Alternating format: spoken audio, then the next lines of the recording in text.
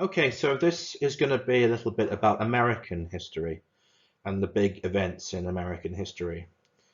And we're going to start this one with the sort of the start of America.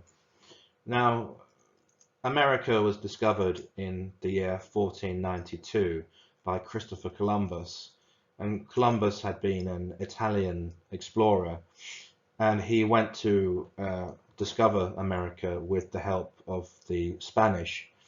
The Spanish king and queen, Ferdinand and Isabella, gave him the money and the ships and everything to go and travel. And what they wanted to do was to go to India and to go to Asia. And they knew the world was round, and they thought, well, if we travel west, then we're gonna get to those lands, and then we can do business with those people. But they didn't know that America existed, and they discovered these lands in what they call the Americas. There were other people as well involved, but Columbus is the most important person that we all remember, and it was in 1492. So the Spanish and the Portuguese and other people, the Dutch and the English, eventually they start sort of sending people out to the Americas and conquering and taking over different lands and claiming them as part of their empires and setting up colonies in these places. And in order to talk about sort of the history of the United States of America, it's necessary to concentrate more on sort of the English rather than the Spanish stuff. The Spanish take over most of South America, all these countries that speak Spanish now, like, Chile and Argentina and Peru and Uruguay and Paraguay and all those ones. The Portuguese have Brazil, and that's why Brazil, they speak Portuguese. And anyway,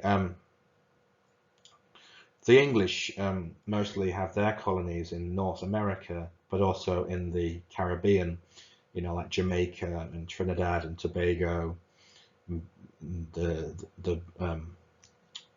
Barbados and those countries there, and also in along the east coast of North America, and also in Canada. The Spanish have also most of Central America, Mexico and Honduras and those places, but also in what is now the USA, a lot of it was Spanish originally, and the Spanish had all the places in America that have sort of Spanish names, like San Diego and Los Angeles and California and Arizona. All these places used to be Spanish. So most of America was Spanish. Well, a lot of it was Spanish, and some of it was English, and some of it was French as well. The French had a lot of territory in North America, quite a lot of Canada, and also bits of North America. Louisiana, for example, was French, and it's named after the French King Louis. Um, Places like Virginia and North Carolina, South Carolina, these are named after English kings and queens. Virginia is named after Queen Elizabeth I. North Carolina and South Carolina are named after King Charles I and King Charles II. But anyway, so from the end of the 15th century up until the end of the 18th century, these European countries have been taking over America and colonizing it. There were people already living in America, the native people, and we call them Indians. The reason why we call them Indians is because when Columbus and his people first landed in America, they thought that it was India, because that's where they were planning to go, because they didn't know that America existed, and they thought they were going to land in India. So that's why they call them the Indians, even though they're not in India, they're in America. So anyway, so let's have a look at the English first of all and what they were doing in America. So the English were a little bit later uh, into the business of America than the Spanish and Portuguese. The Spanish and Portuguese started first, and the English sort of started doing it later. So during the 16th century, the English start finding and settling people in America. And there's this guy called Walter Raleigh, and this Walter Raleigh guy is an explorer and a soldier and a guy who is good with ships and sailing. And he works for Queen Elizabeth I of England. And Queen Elizabeth I likes these explorers and sends them around and tells them to go and find new places. And anyway, Walter Raleigh settles in this place, and they call it Virginia, and it's now one of the American states, and it's called Virginia after Queen Elizabeth I because she was a virgin. She didn't have any children, and they say she didn't have any, so she was Virginia, and the country was called Virginia, and it was one of the first settlements that the English had in the continent of America, North America.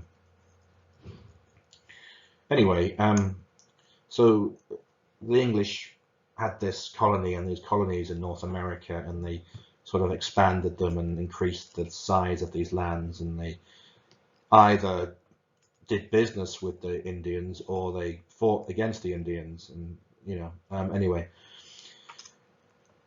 In the 17th century, the English created more territories in America, and expanded with the Carolinas and so on, and made it bigger and bigger.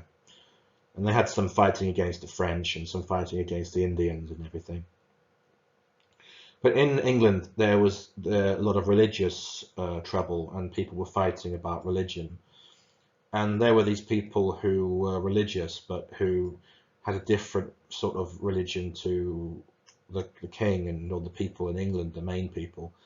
And these guys, they wanted to go to America so they could practice their religion more and be free to have their special religion and not have the religion that the king had and everyone in England wanted them to have. And they're called Puritans.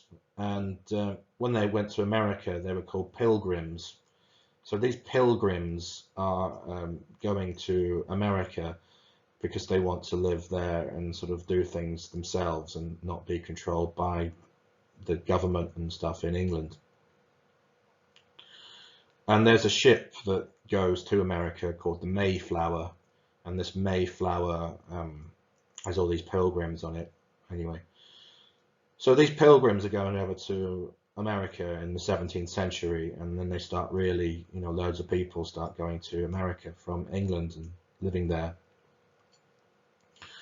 Now, there's a special celebration in America, a special festival called Thanksgiving, and this Thanksgiving is in, I don't know, October, I think. Anyway, but Thanksgiving is when Americans celebrate and they eat turkey and they have a special meal, and it's called Thanksgiving. And the reason for this is something from this history. Because these pilgrims, they were hungry and they didn't have anything to eat and they were starving, and it was winter and they were having real trouble finding food. And the Indians, the Native Americans who lived around there, they were nice people, and they helped these pilgrims by giving them food, and they brought them lots of food. And one of the things they brought for them to eat was turkeys. So they ate these turkeys, and they were very happy because they were hungry. So the Indians helped the pilgrims by giving them turkey and helping them out and feeding them and stuff, and that's why it's called Thanksgiving, because it's like thanks for the turkeys and all that and helping us out. So that's Thanksgiving. So anyway, that was the 17th century. Now in the 18th century, the French and the Spanish and the English are all in North America, and the British now. It's the British because Scotland and England are together. You know, Britain's taken over more territory, and there's Canada, and there's loads of different lands, and they're fighting against the French and a lot in America, and the British have a big war against the French.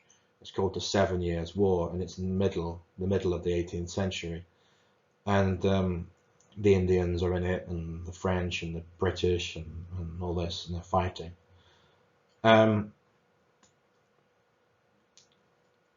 And Britain ends up having these 13 colonies in America. They call the 13 colonies, and they're all sort of along the sort of near on the east side of North America, and they also have Canada as well. Now these 13 colonies, the people living in them are British people, but they live in America. I mean, they're originally from Britain. They live in America, and they are run by the British. The British own America, own them, and tell them what to do. So they're not free, and they don't have their own country. They're part of the British Empire, and it's called British America.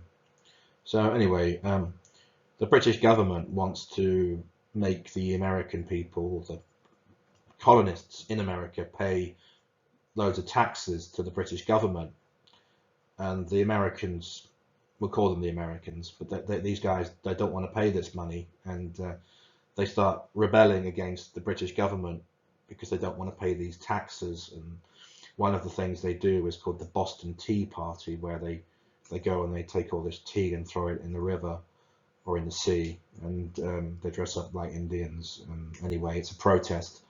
It's a protest against the British.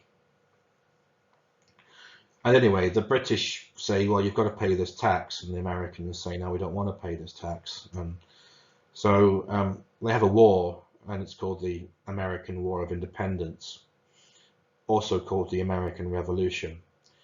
And it goes on throughout the 1770s and the 1780s.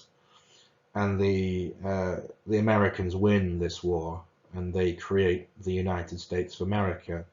And in 1776, it's the Declaration of Independence, when these founding fathers, who are these dudes, leaders of the Americans, they tell the British that they're not part of the British Empire anymore, and that now America is a free, independent country, and it's called the United States of America. And the 13 colonies become the 13 states.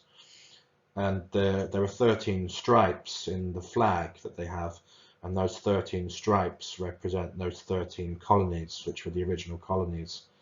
But then eventually America expands and gets bigger and bigger. Well, the United States of America expands and gets bigger and bigger over the 19th century, and they add stars into the flag for each state that they end up having. So there are now 50 stars and 13 stripes, and the stripes represent the original 13 colonies that were the first states, the original states when it was created, and the 50 stars represent the 50 states America has now. So anyway, the first American president was George Washington, and George Washington was this army guy who had won the war against the British. The French had been helping the Americans, and there was this guy called Lafayette, who was this French general who was really good at helping the Americans fight against the British. The French didn't like the British, so they wanted to help the Americans to beat them. Anyway, George Washington was one of the founding fathers, and the founding fathers were the group of people who created the United States of America and its constitution and all of that, and its system of government. And they were a group of really clever guys, really, really intelligent people who had loads of good ideas about democracy and how to make a democracy. And they created a system of government where they had a president and they had elections, and they had something called federalism, which meant that the state had some power. I mean, the whole the whole United States of America had a government and a president, but also the individual states had some freedom as well, even though they were all joined together. Um, anyway, and some of the other names of some of the other people were Alexander Hamilton, Thomas Jefferson, John Adams, um, obviously George Washington, and some others. Anyway, and many of them became president later on after Washington, but Washington was the first. And anyway, Canada, however, Canada continued to be part of the British Empire. Um, anyway, right. So America is now a country. It's the United States of America, and they start getting bigger. They start fighting the Indians and taking land off the Indians, and they also buy Louisiana from the French. Louisiana is a big part of America, and it's now a big state, and it used to be French, but the United States of America paid loads of money to Napoleon Bonaparte so that they could have Louisiana. And now in the 1840s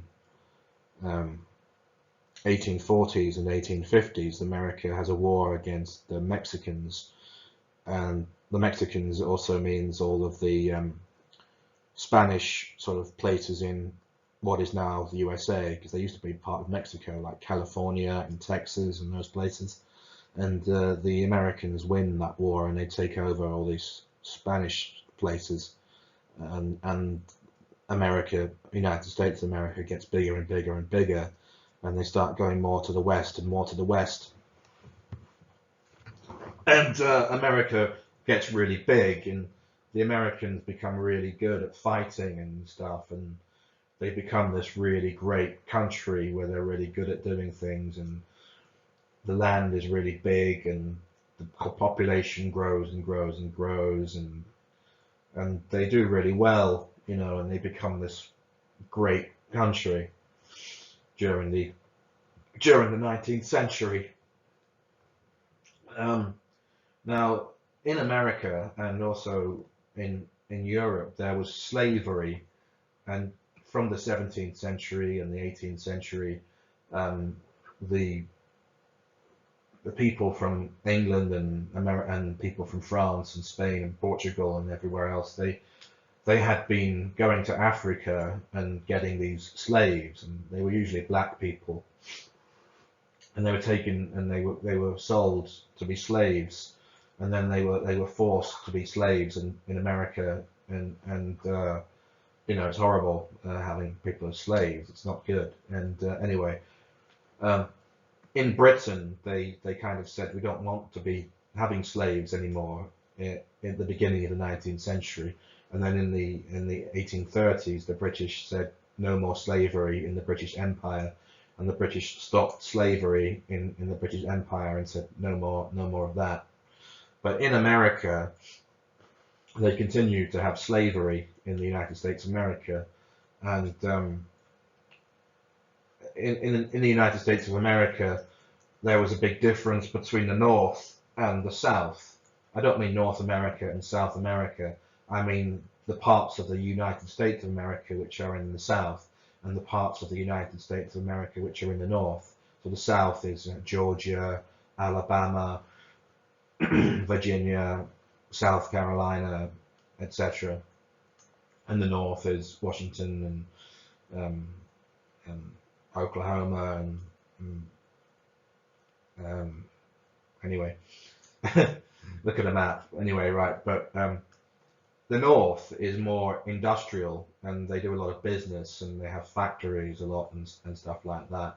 Whereas the South is more agricultural, and they grow things from the ground, and they have businesses where they do things like growing tobacco, which they then sell, or growing cotton, which they then sell, and they use slaves in this type of work.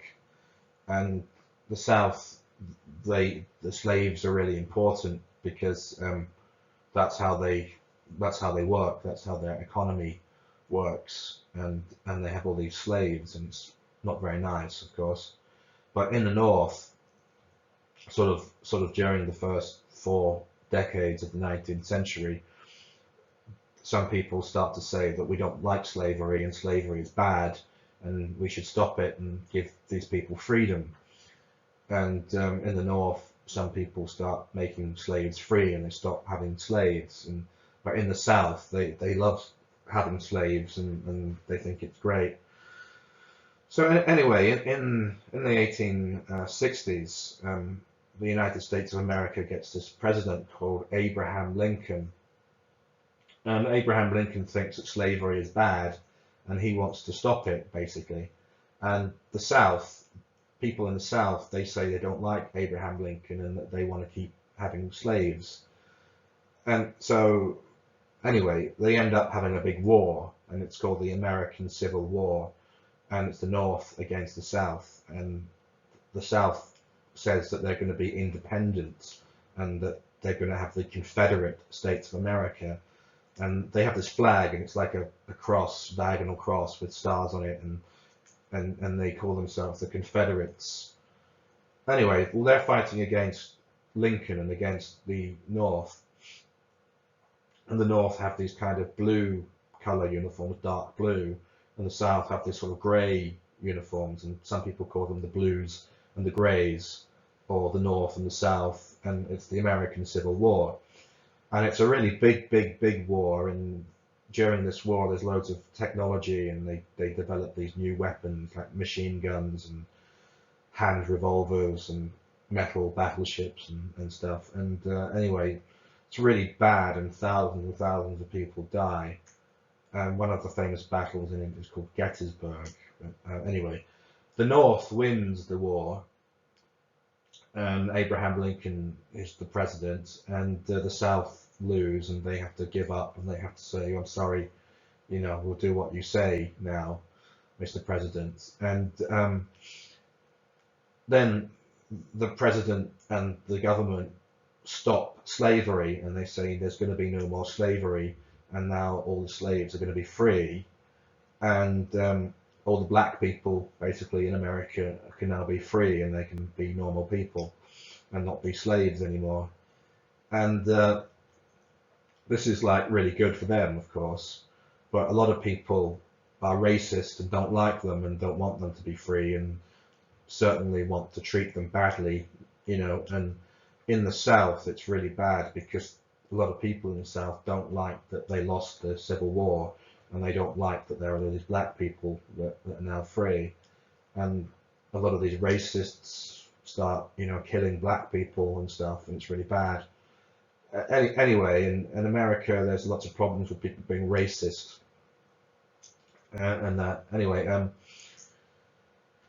so in the 20th century, America joins World War One and helps the British and helps the French to win against the Germans and that, and then America now sort of becomes the biggest country in the world and the best country in the world and the most powerful country in the world.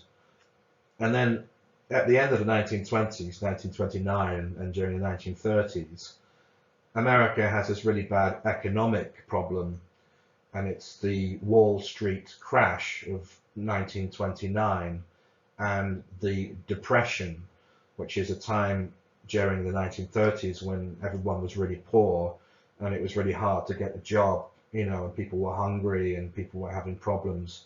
And this wasn't just in America, this was all over Europe as well, and in Britain and in Germany and in other countries, and it was really bad. And it was one of the reasons why Hitler managed to become the leader of Germany. Anyway, during this depression, the Americans had a president called Roosevelt, and he was called Woodrow. No, he wasn't. He was called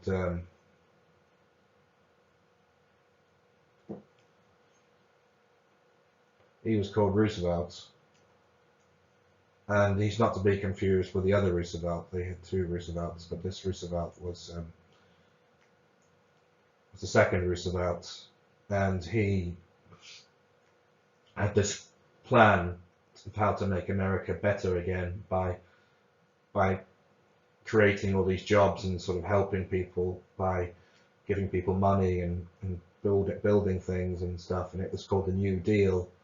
And this Roosevelt guy was really popular, and he was president for more than 2 times, which you're not supposed to have in America. But he managed to be president for a very long time, and he was a president when America joined World War II, and then he died in 1945 during World War II. Anyway, so the Americans are in World War II and they win, and they like really important. They like basically come in and sort of help win the war, and they joined the Second World War because of Pearl Harbor. Pearl Harbor was when the Japanese attacked America, attacked Hawaii, and then the Americans joined, and that was in 1941. So the Americans joined World War II, and they were fighting, helping the British, and fighting against the Germans and everything else, and fighting against the Japanese and the Italians. Anyway, America at the end of World War II is now like the biggest, best country in the world. It's super powerful. It's the richest. It's the most advanced. It has the best army, the best navy. It's the best, you know, and it's the biggest, and it's the world superpower. And the British now is kind of rubbish. Britain's finished now, really. Britain is no longer a big power, and the Americans have taken over as the #1 country. And Russia is now the Soviet Union and is communist. And the communists and Russia, they and America now become kind of enemies, even though they were on the same side in World War II, you know, against Hitler. Now, because they're communists, and communism is kind of different from what America has. The Russians and the Americans are now kind of enemies, and Russia is this enormous, great, big, powerful country as well that controls other countries and has a lot of influence in the world. And you've got something that's called the Cold War, which starts at the end of World War II.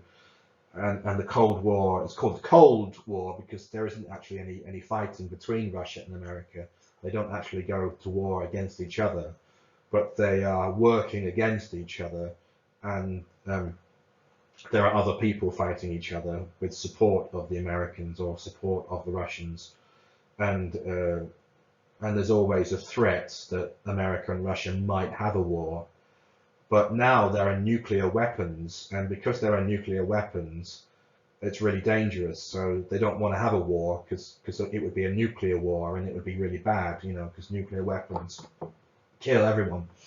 So anyway, the Russians and the Americans are kind of pointing these nuclear weapons at each other and threatening each other. And also there are lots of wars all over the world between communists and people who are not communists. So anyway, you know something about communism from your history, but there's a war in Korea, and basically North Korea is communist and South Korea is not communist, and they have a war, and the British and the Americans are supporting the South, and the Russians and the Chinese are supporting the North, and it ends with North Korea and South Korea being different countries, and North Korea staying communist and South Korea being, you know, democracy with capitalism and everything else. And that's still like that now. And then there's another war in Vietnam, where Vietnam becomes free because they were part of the French Empire and they kicked the French out, and then they have the communist movement, and the communists start taking over Vietnam, and it gets that the north part of Vietnam is communist and the south part isn't, and you've got North Vietnam and South Vietnam, and North Vietnam wants to take over South Vietnam and have everything communist in all of Vietnam, and the Russians support the Vietnamese, the North Vietnamese, the communist ones, and the Americans support the South, the capitalist ones and democracy ones. And anyway, the Americans, this is in the 1960s, the Americans want to go and fight in Vietnam and stop communism, because the Americans don't like communism and they want communism to stop, and for people to be capitalist and have democracy and stuff, and they don't like communism. And the Russians do like communism, and the Russians kind of want to help people become communists, and the Americans want to stop them, and that's what the Cold War is all about. Anyway, these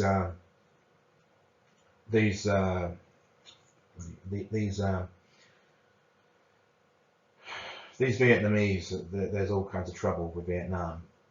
Anyway, now there's a president of America called Kennedy, and he becomes president in 1960 after Eisenhower. Eisenhower was this really great president. I'll go back a little bit to World War II. World War II, they had this Roosevelt guy who was president, and he was awesome. And he died, and then they got this guy called Truman, who was president after him.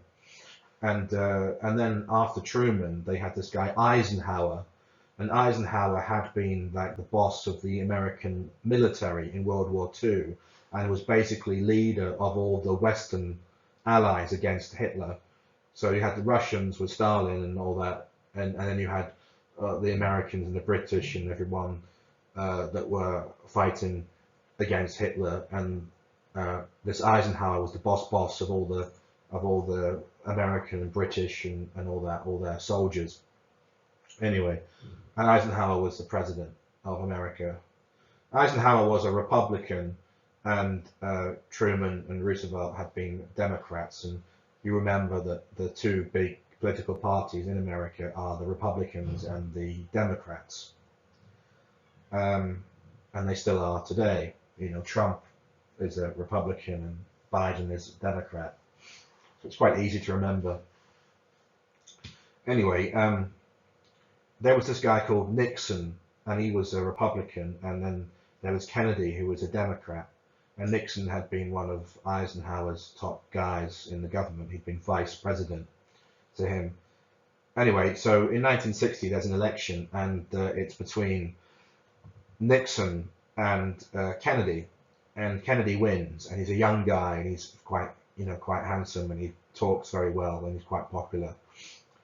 And anyway, he starts getting into arguments with the Russians, and there's a revolution in Cuba, and in Cuba they kind of become communists, and Cuba is near America, and the Russians start being friendly with the Cubans, and there's this guy Fidel Castro, who's leader of Cuba, and the Americans fall out with the Russians. They have a big argument about Cuba, and they start getting their ships to go there, and it's almost like a war. A war nearly starts between the Americans and the Russians, and the Russians have got these nuclear weapons that they've put in Cuba, which is really bad because that's like near America. So the Americans say, well, you can't have nuclear weapons in Cuba, and the Russians say, well, you've got them in Europe, so why can't we have them in Cuba?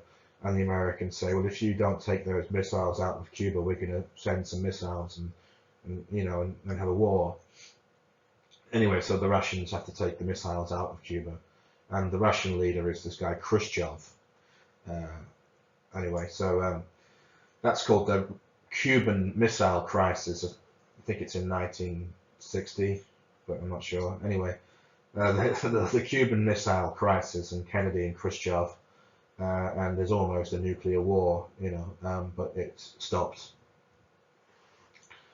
Cuba continues to be communist anyway, but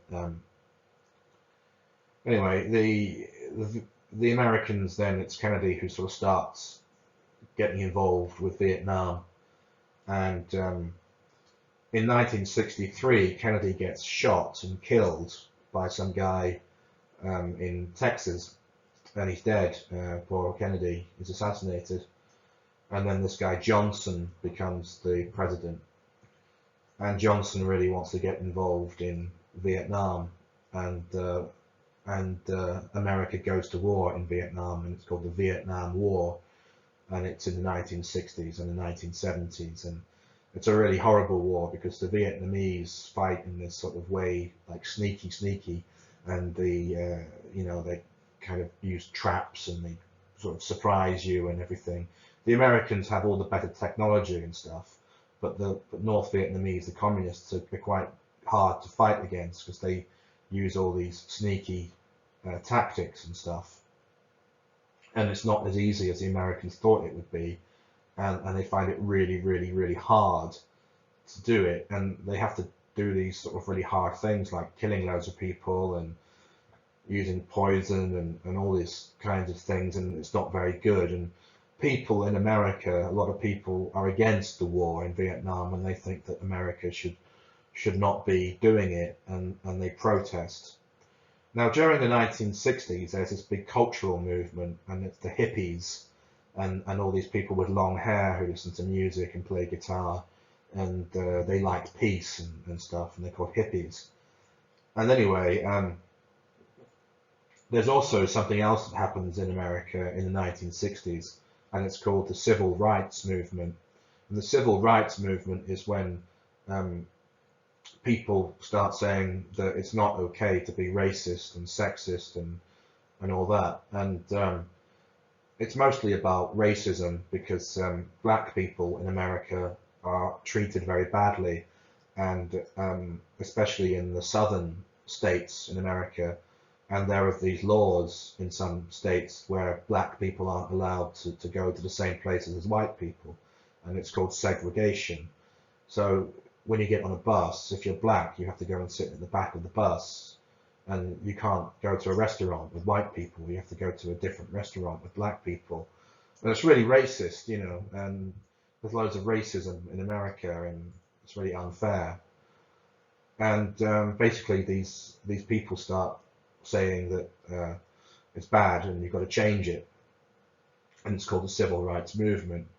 Now, there are some really great black people who are leaders in the Civil Rights Movement. One of them is called Martin Luther King, and he's this really great guy who says that black people should be free and equal, the same as white people, and it doesn't matter what color you are, it's about if you're a good person, that's what's important. And he also says, don't fight, don't be using violence, be peaceful, you know, and have a conversation and stuff. And he's a really great person, but he gets killed by this racist guy, just shoots him, and it's really sad.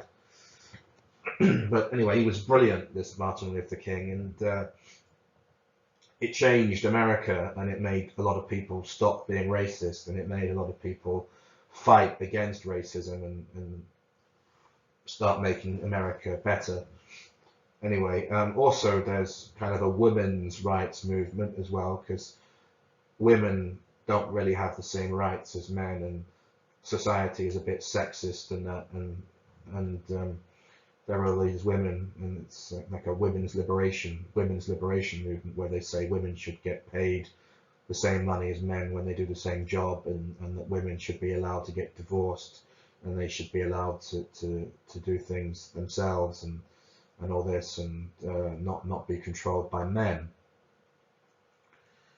Also, homosexual people start saying that they shouldn't be persecuted and treated badly for being gay, and there's arguments with there's other people that say that gay is wrong and you shouldn't be gay and stuff. And anyway, but the civil rights movement is mostly about race and racism, but it also involves these other things as well. But it's basically people saying, come on, let's not be horrible, and let's start being nice to each other, and let's have peace, and let's not be racist, and let's not be sexist and stuff like that.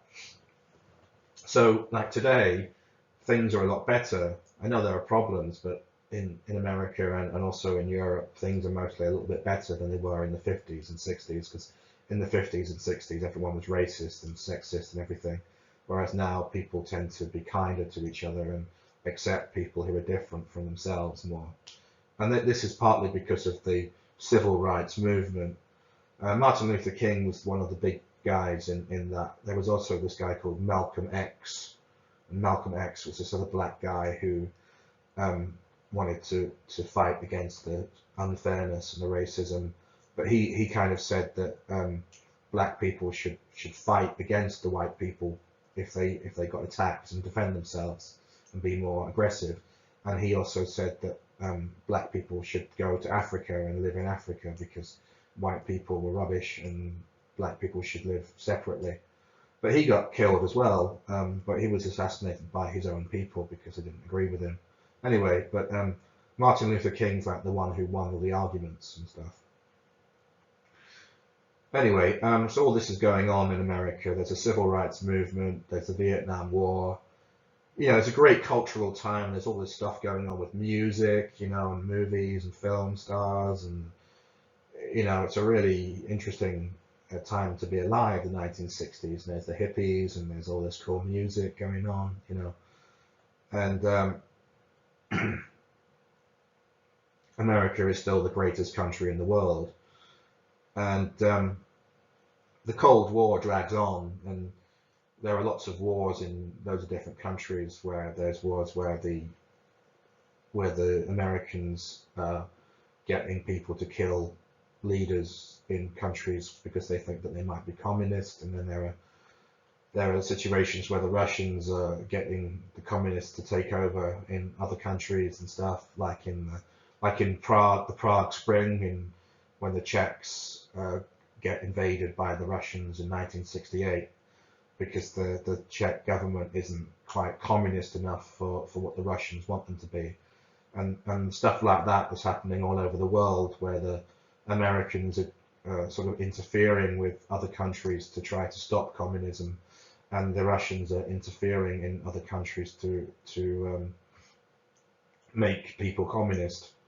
Anyway, in the 1970s, the Americans get this president called Reagan, Ronald Reagan, and they sort of say we're going to make America more sort of capitalist than it is, and we're going to have lots more businesses and business people, and rich people don't have to pay loads of taxes and all that kind of stuff. And anyway, Ronald Reagan also doesn't like the communists. And he says that communism has to stop, and that Russia has to stop being communist and everything. And anyway, the Cold War continues until 1989, and as you know, because you come from a country that was communist, that in 1989, a lot of these countries stopped being communist, like Germany and everything. The Berlin Wall came down, and different countries started being free of communism and started being democracies and having capitalism and things like that. Anyway, but and the Americans were really happy about that, and they loved all that, and they kind of thought they won the Cold War, basically, because it was America against communism. So 1989, Ronald Reagan is the president in 1989, and I might have got the dates wrong a bit, but it was in the 80s that Reagan became president, but it was in the 70s that these ideas had come around. Anyway, but Reagan is president in 1989, and he's a Republican. The Republicans in America, they're like the big business party, and they think that you have to work hard, and if you're rich, then that's great, and if you're poor, then no one's going to help you because you're stupid. And the Democrats kind of think that you should help people, and poor people should have more stuff, and that rich people should sort of have to give up some of their stuff to help poor people. And anyway, the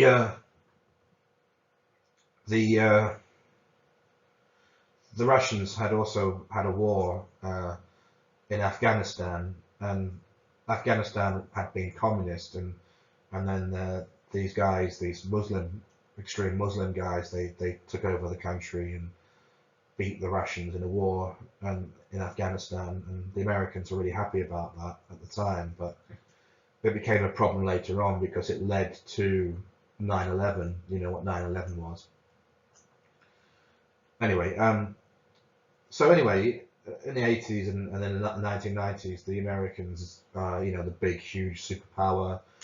All the films are Americans, and most of the pop music is American, and all the businesses and all the stuff we drink and eat is American, and they're very happy because they won the Cold War and they're doing all right.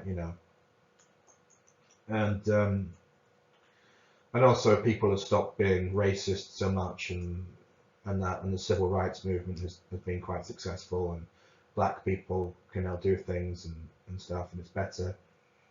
And in 2001,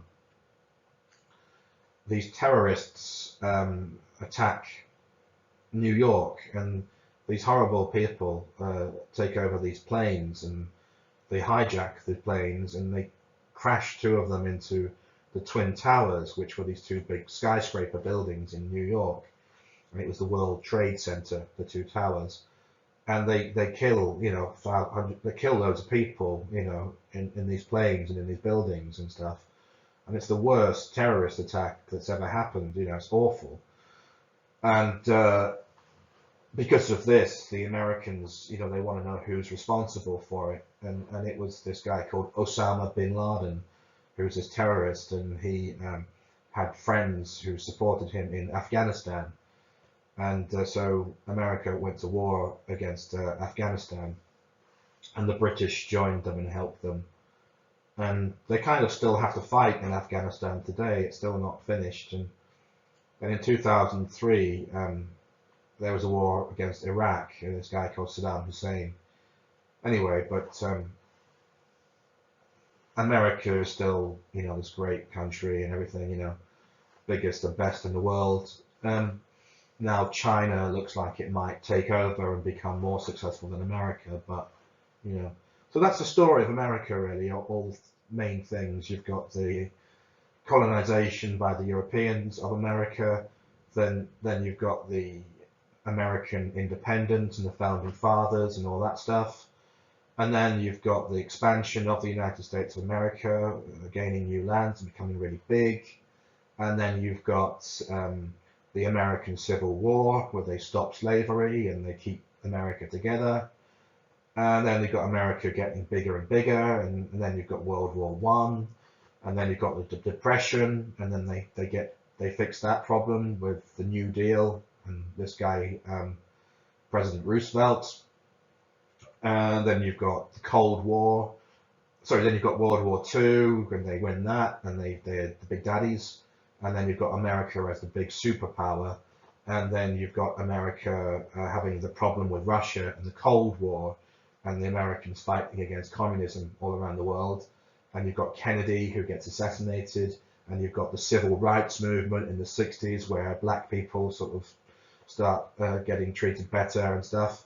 And then you have the Americans winning the Cold War and communism kind of stopping around the world, and America as the big superpower, and nobody against them. But then you have to start having the problems with terrorism and stuff that started at the beginning of the 21st century, and that we still have now. And then Russia, then China becoming big. So that's all of American history for you.